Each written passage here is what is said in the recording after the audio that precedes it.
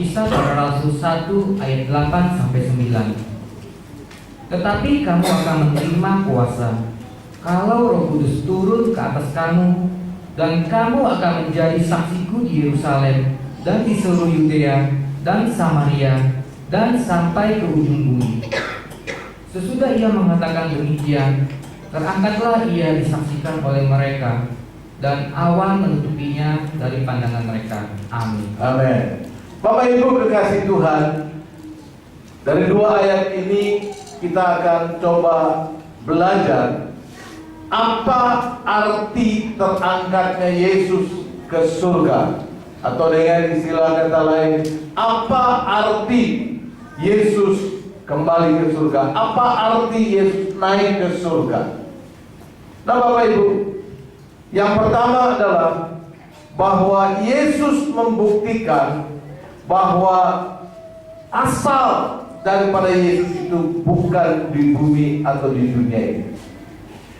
Asalnya Yesus itu, atau rumah, atau boleh dibilang kampung halamannya Yesus itu bukan di dunia ini, tetapi di surga. Yohanes 16 ayat 28. Yohanes 16 ayat 28. Saudara buka Yohanes 16 ayat yang ke-28. Yohanes 16 ayatnya yang ke-28. Yohanes 16 ayat 28. Aku datang dari Bapa, dan aku datang ke dalam dunia. Aku meninggalkan dunia pula dan pergi kepada Bapa. Amin. Amin. Bisa mengerti ayat ini Bapak Ibu? Dia berkata, aku datang dari Bapa. Bapa rumahnya di mana Bapak Ibu saudara sekalian? Artinya Allah di surga. Kita percaya, ya. Nah, dari sini kita dapat belajar bahwa surga itu ada Bapak Ibu. Nah, oleh sebab itu di dunia ada banyak agama, karena dia tahu setelah meninggal ada kehidupan lanjut dan ada surga dan neraka. Itu sebabnya di dunia ada banyak agama, karena dia tahu setelah meninggal ada kehidupan lanjut. Dan pasti dibentuknya agama itu dengan tujuan, setelah dia meninggal tujuannya dia ingin masuk surga. Namun Bapak Ibu kekasih Tuhan, sering kita dengar kata-kata mudah-mudahan kamu masuk surga. Dan bahkan ada orang yang sampai hari ini pun dia berdoa buat orang yang sudah meninggal, Bapak, biarlah dia boleh berkenan dan dibukakan jalannya untuk bisa masuk surga. Sampai hari ini masih berdoa bagi nabinya, bagi orangnya yang dia kasihi. Mudah-mudahan Tuhan amal baktinya bisa diterima di surga, sehingga dia bisa masuk surga. Mudah-mudahan. Tapi dengar kabar baik Bapak Ibu hari ini, jika engkau percaya Yesus, engkau terima Yesus sebagai Tuhan dan Juru Selamat, kalau kita berkata waktu engkau meninggal di dalam iman kepada Kristus Yesus, engkau ada bersama-sama dengan aku di surga. Pasti atau mudah-mudahan Bapak Ibu? Pasti, yes. Pasti. Itu sebabnya Bapak Ibu kekasih Tuhan, tetapkan imanmu, pastikan bahwa kalau saya nanti meninggal, saya akan masuk surga, karena surga itu ada. Beri salam beri kanan, tahu nggak surga itu ada? Bukan khayalan, ya kan? Bukan khayalan, tapi surga itu ada. Nah, ayat ini berkata tadi, aku datang dari Bapa, aku datang dari surga, dan aku datang ke dalam dunia, dan aku meninggalkan dunia pula dan pergi kepada Bapa. Nah, ini berarti bahwa arti kenaikan Yesus ke surga, dia mau menyatakan bahwa rumahku, asalku, warga negaraku adalah surga. Dan Bapak Ibu, Alkitab mengatakan barang siapa yang percaya Yesus ataupun terhisap dalam keturunan Abraham, maka dia menjadi warga negara surga. Seperti dalam Yohanes 1 ayat 12 dikatakan, apabila engkau percaya, apabila engkau terima Yesus sebagai Tuhan di dalam kehidupanmu, maka engkau maka engkau diangkat, dianugerahkan, dikuasakan menjadi anak Allah. Amin. Kalau kita jadi anak, siapa bapak kita? Siapa bapak kita? Allah bapak kita. Allah tinggalnya di mana? Di surga. Itu sebabnya Allah mau saudara juga masuk surga. Gak mungkin Allah bapak kita, ibu kita punya rumah tapi kita tidurnya di emperan gitu, di luar, di kolong jembatan. Gak mungkin kan? Gak mau kan? Halo gitu, ya kan? Senakal-nakalnya anak ibu, anak bapak, diharapkan bahwa dia juga kembali ke rumah tinggal bersama-sama. Betul? Amin. Nah, jadi yang pertama, arti kenaikan Tuhan Yesus ke surga adalah membuktikan bahwa nomor satu, surga itu ada. Nomor dua, bahwa Yesus itu asalnya dari surga. Bahwa Yesus itu asalnya dari surga. Nah, oleh sebab itu Bapak Ibu, rindukanlah kalau engkau juga mau masuk surga. Amin. Amin. Nah, sebagaimana kita mau masuk surga, tentunya kita harus ikuti keteladanan hidup Yesus. Betul? Ya, kita harus mengikuti keteladanan hidup Yesus. Selanjutnya,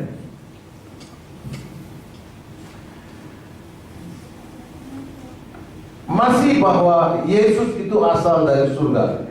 Jadi yang berikutnya adalah arti kenaikan Yesus ke surga itu memberi pengharapan kepada kita. Itu memberikan pengharapan kepada kita. Yang nomor satu tadi bahwa kita tahu surga itu ada. Yang nomor dua kita tahu bahwa Yesus itu asalnya dari surga, sehingga waktu kita diangkat menjadi anak Allah, maka kita pun juga kita masuk dalam kerajaan surga. Yang ketiga adalah pengharapan. Kita ada pengharapan. Nah, waktu Yesus datang ke dunia, dia jadi apa? Jadi-jadian orang, atau jadi-jadian binatang, atau jadi-jadian singa dan sebagainya, jadi-jadian lembu, seperti lembu dia datang ke dunia. Jadi apa dia? Manusia. Jadi manusia. Ingat, jadi manusia, betul? Nah, jadi manusia. Nah, waktu Yesus naik ke surga, dia jadi apa?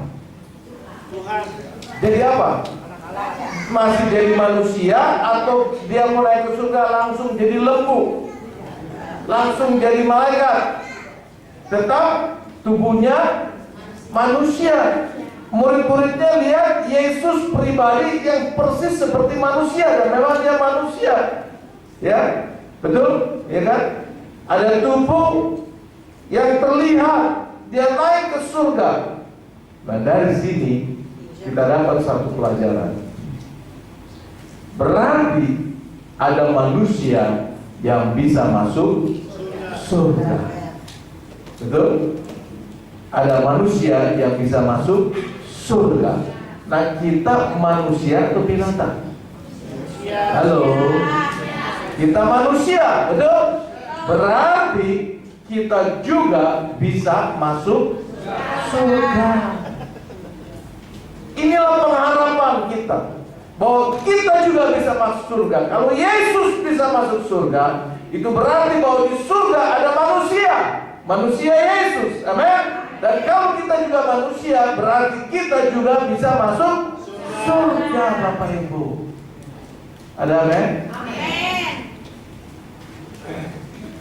Kalau kita melangkah lebih lanjut, arti berikutnya dari kenaikan Yesus ke surga. Yang berikutnya adalah, kalau tadi surga ada, bahwa ada kepastian kita bisa masuk surga, artinya punya pengharapan.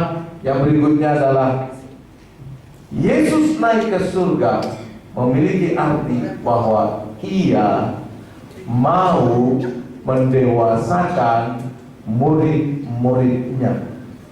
Ia mau mendewasakan murid-muridnya.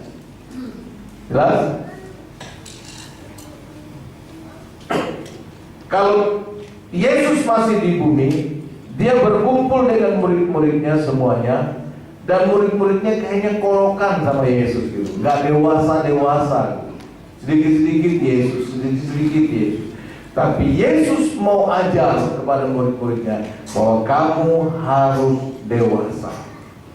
Artinya dewasa, kalau kita mau apa-apa bisa kerja sendiri, betul? Ya kan? Nggak minta-minta dan sebagainya. Nah, Yesus mau ajar kita untuk bertumbuh dewasa, Bapak.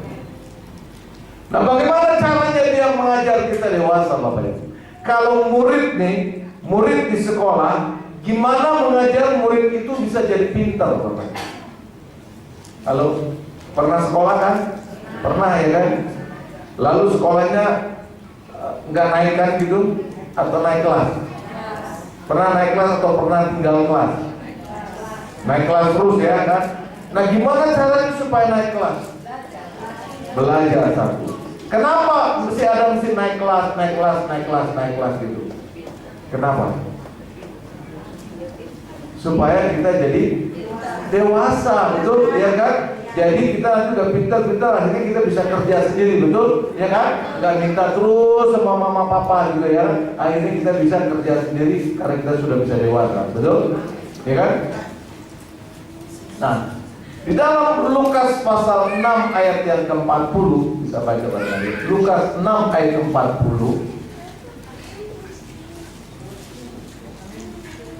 Lukas 6 ayat 40.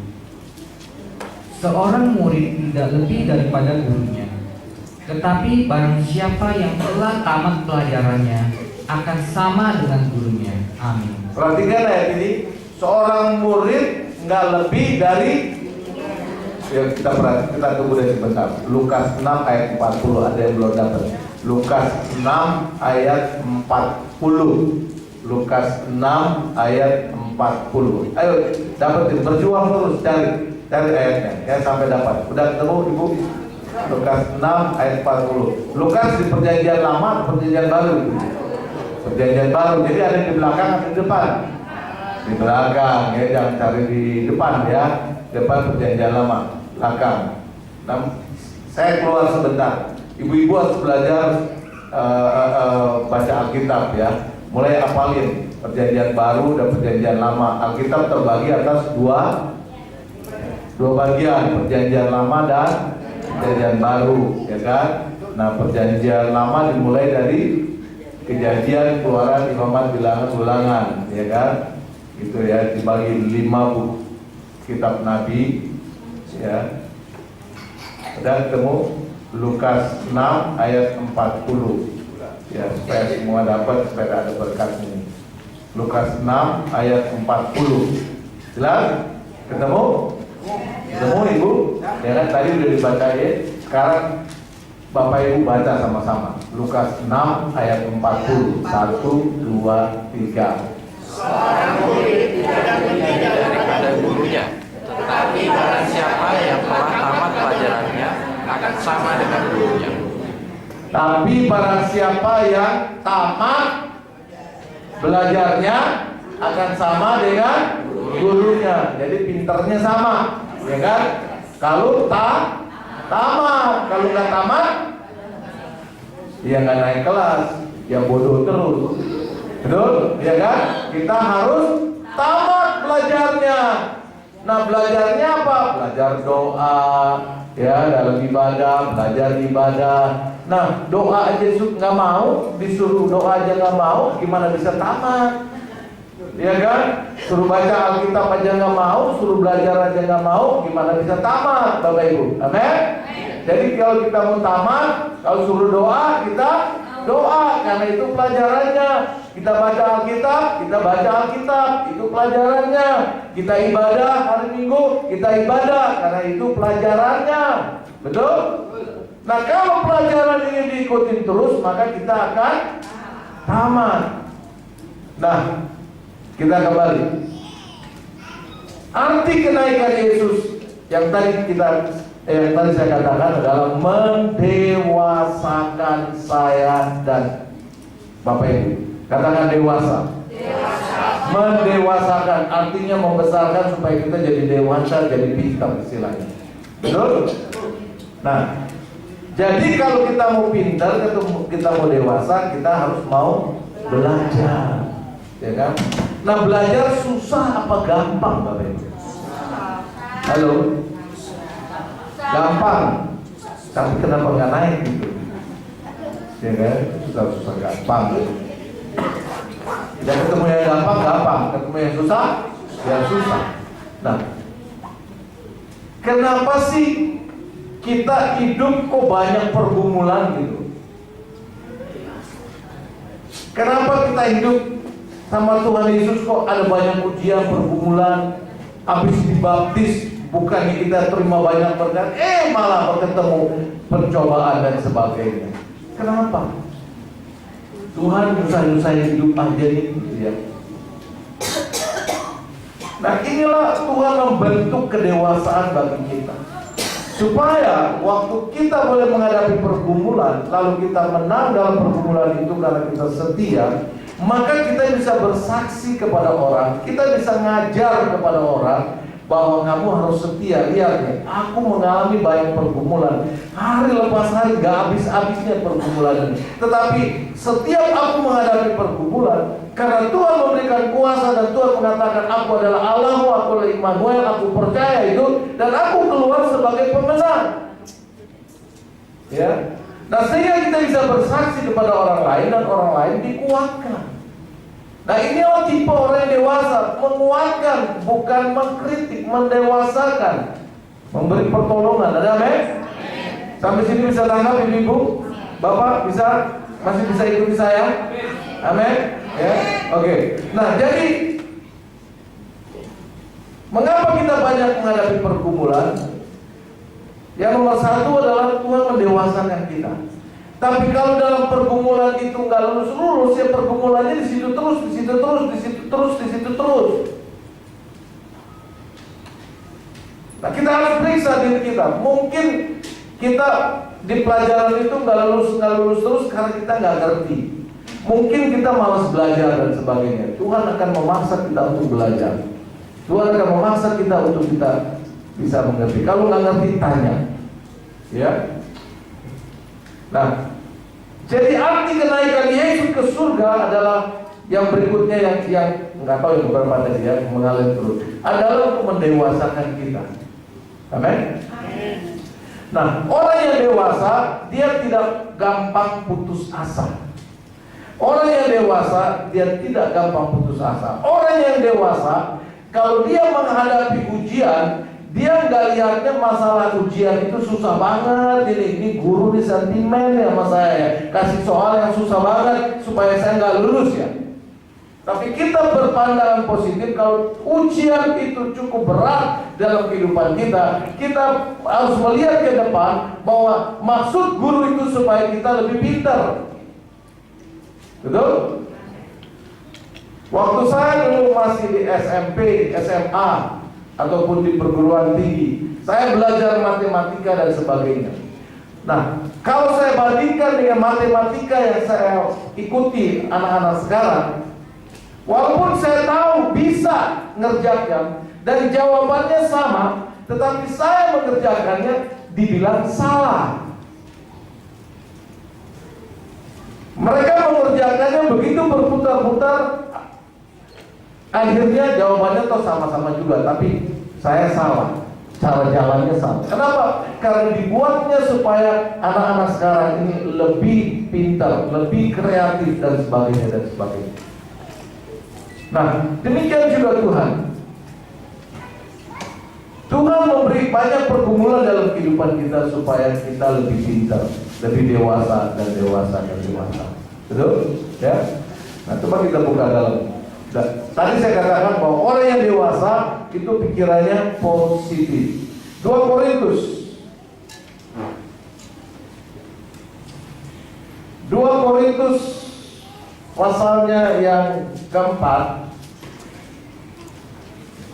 2 Korintus pasalnya yang keempat, ayatnya yang ke-16 sampai dengan yang ke-18. Perhatikan ini Bapak Ibu Saudara sekalian. 2 Korintus pasal 4 ayat 16 sampai dengan 18. 2 Korintus 4 ayat 16 sampai 18. Sebab itu kami tidak tawar hati. Tidak tawar hati. Orang yang dewasa nggak gampang tawar hati. Sekalipun ada banyak masalah pencobaan dalam kehidupannya, dia nggak tawar hati, nggak cepat putus asa. Kenapa? Terus, tetapi meskipun manusia lahiriah kami semakin merosot, namun manusia batinnya kami dibaharui dari sehari ke sehari. Kenapa? Karena Tuhan membaharui manusia rohani kita dari hari ke hari, semakin baru, artinya semakin kuat. Karena Allah melihat kerohanian kita, Bapak Ibu. Bukan jasmani kita, makin gemuk Tuhan makin senang, enggak. Tapi Tuhan melihat rohani kita, apakah semakin hari semakin gemuk, semakin hari semakin baik. Nah, caranya Tuhan membuat rohani kita semakin baik. Tuhan kadang-kadang pertemukan kita dengan pergumulan hidup. Tetapi orang yang dewasa, kalau dia bertemu dengan pergumulan, dia nggak tawar hati, dia nggak mengeluh, dia nggak bersungut-sungut, tapi dia belajar, dia tahu ini adalah ujian supaya imanku, rohaniku menjadi kuat. Kalau rohaniku menjadi kuat, maka aku bisa meneladani kepada orang lain, dan aku bisa bersaksi kepada orang lain, sehingga orang lain pun bisa bertobat. Amin. Ke-17. Ayat 17. Sebab penderitaan ringan yang sekarang ini mengerjakan bagi kami kemuliaan kekal yang melebihi segala-galanya, jauh lebih besar daripada penderitaan kami. Orang yang dewasa, kalau dia bertemu dengan pergumulan, dia bertemu dengan pencobaan, dia mikirnya nggak cepat.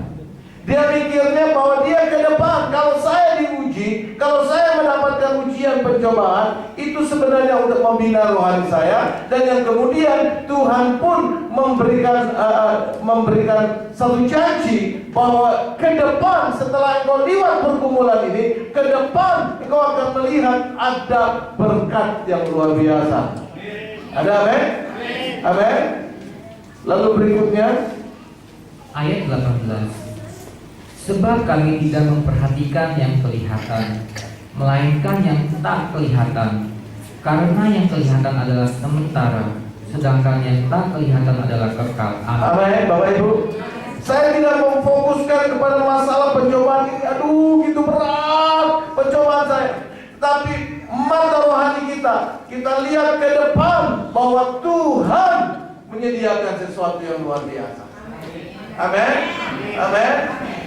Kalau kita sekolah misalnya, kita dapat ujian yang berat-berat, kita nggak lihat fokus kepada situnya. Tapi orang yang dewasa yang ngerti bahwa kalau saya dapat ujian yang berat, itu tujuannya adalah supaya saya jadi pintar. Nanti kalau saya udah pintar, maka saya akan dapat kerjaan yang hebat dan gajinya bagus.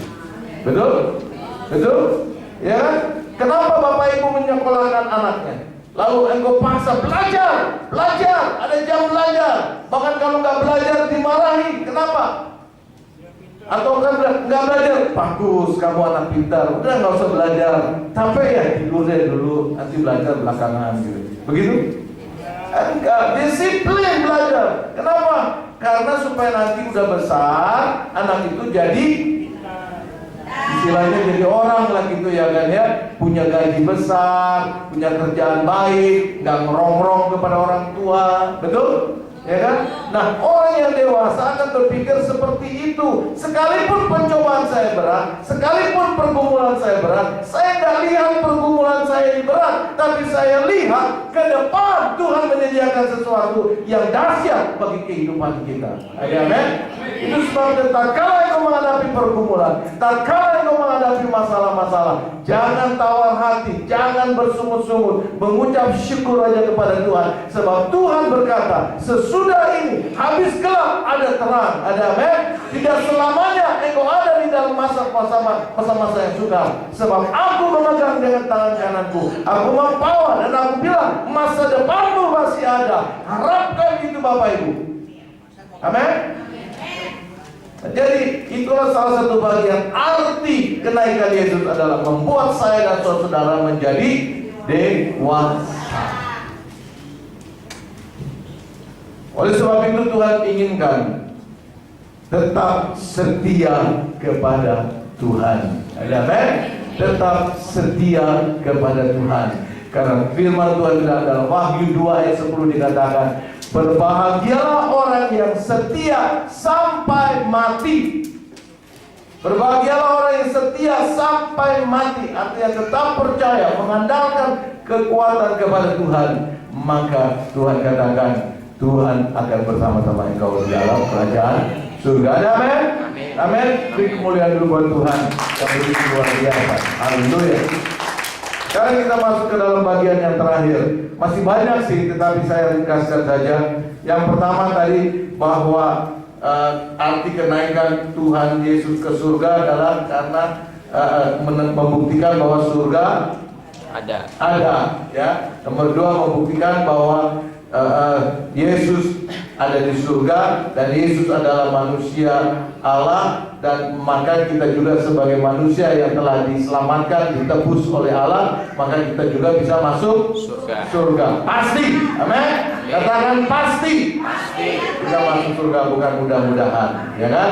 Tapi engkau harus setia. Dan yang bagian yang kedua tadi, arti kenaikan dari Yesus naik ke surga adalah mendewasakan kita, ya, mendewasakan kita.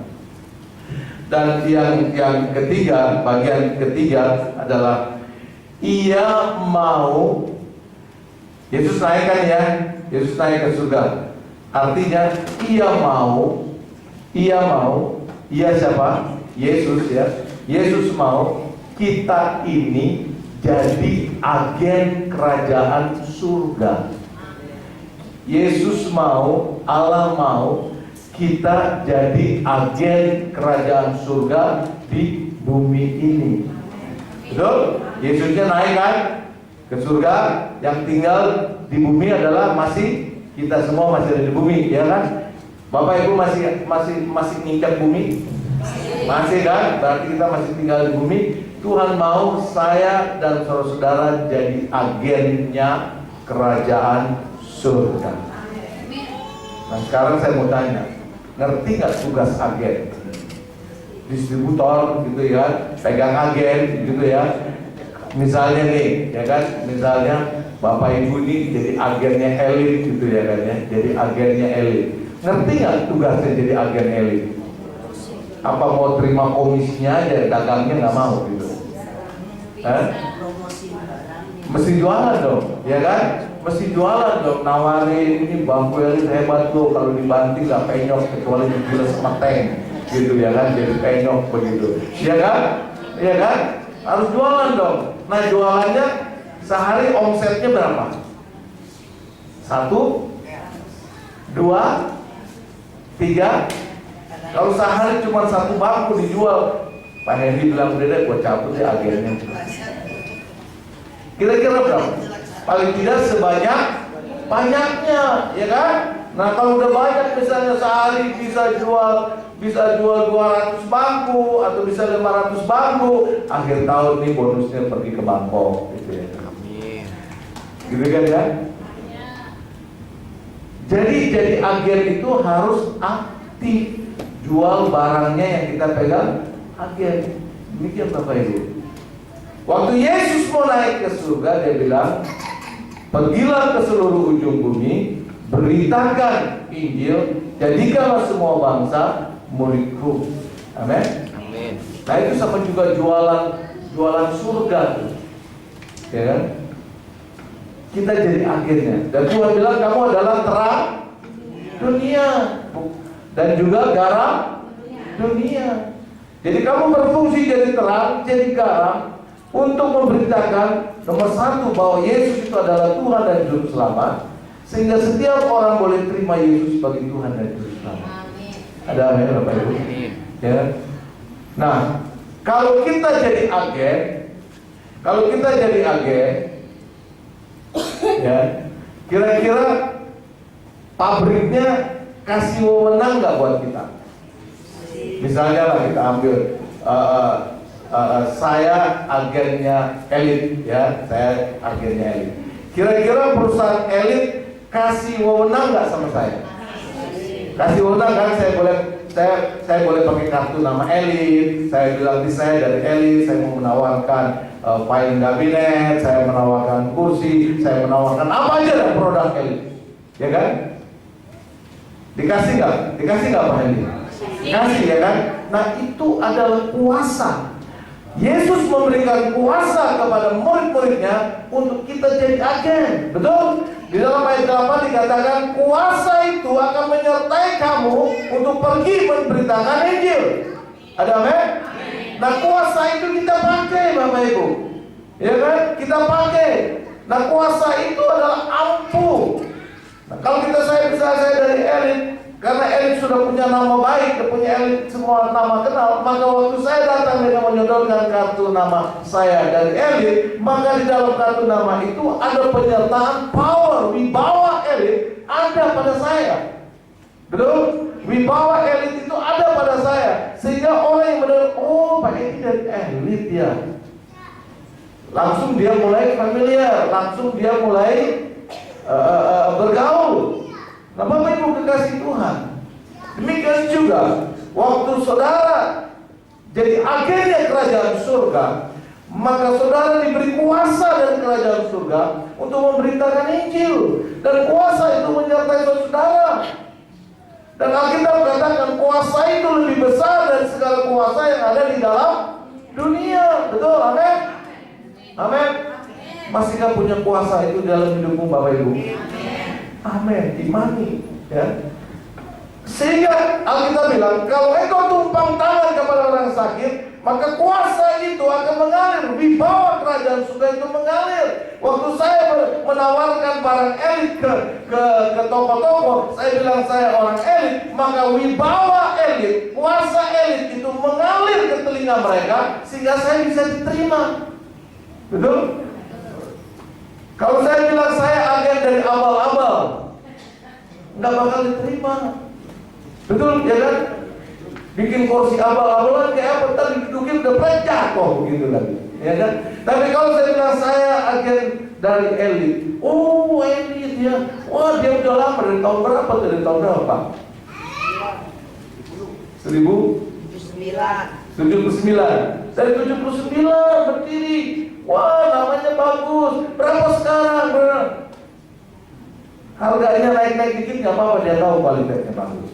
Tapi saya bilang, oh saya dari jembatan 5, kursi, saya produk kursi. Kapan belinya? Baru bulan Desember yang tahun lalu. Desember tahun lalu ya. Diujinya juga belum tentu. Nggak dipercaya. Tapi kalau saya tawarkan dengan punya nama yang berwibawa, langsung diterima. Beda bukan? Ya kan? Dan demikian juga engkau sebenarnya diberi kuasa oleh kerajaan surga. Engkau adalah agen kerajaan surga, Bapak Ibu. Amin. Engkau harus bangga bahwa engkau adalah agen dari kerajaan surga. Engkau dipercayakan oleh kerajaan surga untuk menawarkan produk-produk kerajaan surga. Dan apa itu produk kerajaan surga? Adalah keselamatan, pengampunan dosa dan sebagainya. Amin. Nah, itu sebabnya Tuhan kasih kuasa kepadamu. Dikasih apa lagi? Dikasih Roh Kudus, buah Roh Kudus. Minggu lalu kita sudah dengar Galatia 5:22 ada 9 buah Roh Kudus, ya kan? Buah Roh Kudus di dalamnya ada 9 sikap. Tuhan kasih itu. Sehingga waktu engkau bersaksi, engkau ada kasih. Waktu engkau bersaksi ada sukacita. Waktu engkau bersaksi ada damai sejahtera dan sebagainya. Ada amin? Sehingga orang tertarik. Amin. Tapi kalau kita sadar bahwa kita adalah agen kerajaan surga, lalu kita nggak pakai kuasa yang dari surga, tapi kita pakai kuasa diri kita sendiri, itu namanya kuasa kedagingan, maka sifat-sifat kedagingan kita akan keluar. Begitu kita ditolak, oh ini orang Kristen ya, nggak ada, langsung marah, tidak. Tetap senyum, tetap mengasihi dia. Ada amin? Nah itu sebabnya Tuhan mau arti kenaikan Yesus ke surga adalah kita mau disuruh Tuhan menjadi agen yang kerajaan surga. Oke, dari yang pertama Arti kenaikan Yesus yang pertama adalah apa? Membuktikan Halo, masih lupa? surga Udah itu lupa? ada. Yang pertama, Surga itu ada. bahwa surga itu ada. Dan berikutnya bahwa kita juga bisa masuk surga, punya pengharapan. Jadi kita punya pengharapan. Ya, oleh sebab itu jangan tolak Yesus. Punya pengharapan. Yang kedua adalah kita didewasakan, ya kan? Kita didewasakan. Yang ketiga kita jadi agennya kerajaan surga. Mau terima agen kerajaan surga? Mau menjadi agen kerajaan surga? Tuhan bilang berbahagialah engkau karena engkau jadi agen. Dan jadi agen kerajaan surga jaminannya luar biasa. Jaminannya adalah hidup kekal. Jaminannya dipelihara oleh Tuhan. Itu sebabnya mari arti kenaikan Yesus ini buat sesuatu peristiwa yang penting di dalam kehidupan saudara. Amin. Amin. Buat jadi peristiwa yang penting dan buatlah ini penting dalam kehidupanmu sehingga kalau ini penting menjadi barang yang penting pasti saudara nggak akan lupakan dan sia-siakan, ya kan? Dan waktu saudara ingat ini, saudara mengucap syukur, saudara berterima kasih kalau Tuhan naik ke surga karena aku pun juga mau masuk surga dan bisa masuk surga. Yang kedua, supaya aku dewasa sehingga aku tidak dilecehkan oleh iblis, tapi aku dipermuliakan oleh Tuhan dan juga oleh dunia, kita dihormati, ya kan? Dan yang ketiga adalah kita jadi agen kerajaan surga. Tugas kita adalah memberitakan kerajaan surga, bersaksi tentang Yesus. Maka Tuhan bilang berbahagialah engkau dan engkau akan diberkati dengan luar biasa. Amin. Amin. Tuhan memberkati saudara sekalian dan mari kita akan berdiri.